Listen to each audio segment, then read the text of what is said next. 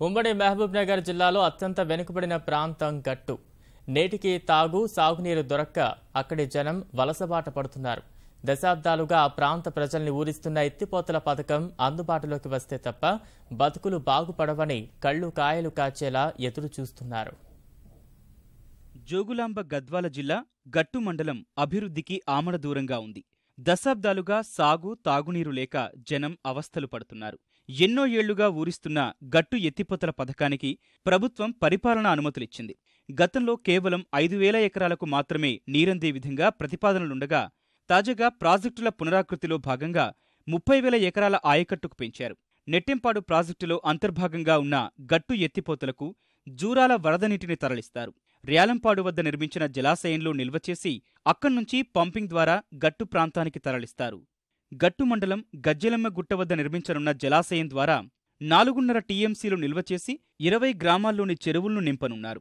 తీవ్ర దుర్భిక్ష పరిస్థితులను ఎదుర్కొంటున్న గట్టు ప్రాంత వాసుల ఇబ్బందుల దృష్ట్యా పథకాన్ని యుద్ధ ప్రాతిపదికన పూర్తి చేయాలని రైతులు కోరుతున్నారు.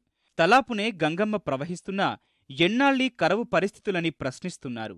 28,000 ఎకరాలకు నీళ్లు ఇస్తే మొత్తం యావత్ గట్టు మండలమే శస్యశ్యామలమయ్యి ఇక్కడ ఒక కోనసీమలాగా అవుతుంది కనుక ప్రభుత్వం త్వరగా ఈ యొక్క ఎత్తిపోతల పథకాన్ని ప్రారంభించాలని కోరుకుంటున్నాం.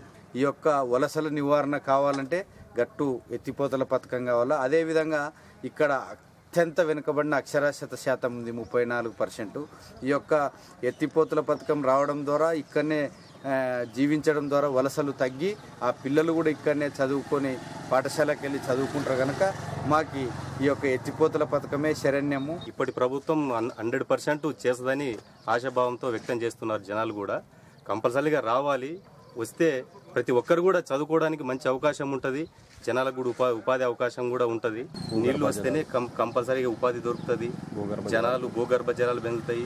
ఇక్కడనే ఎక్కడ వలస వెళ్ళినట్ట గ్రామంలో స్థిరంగా నివాసం ఏర్పరచుకొని పిల్లల్ని చదివించుకోవడానికి ఆర్థికంగా కానీ అన్ని రకాలుగా బాగుంటుందని మేము అనుకుంటున్నాం. ఈ వైపు మంచి కాలం వస్తేనే బాగుంటుంది సార్. ఇక్కడ ఈ మాల్మూల గ్రామాలకి నీళ్లు లేక చాలా ఇబ్బందులు పడుతుండరు.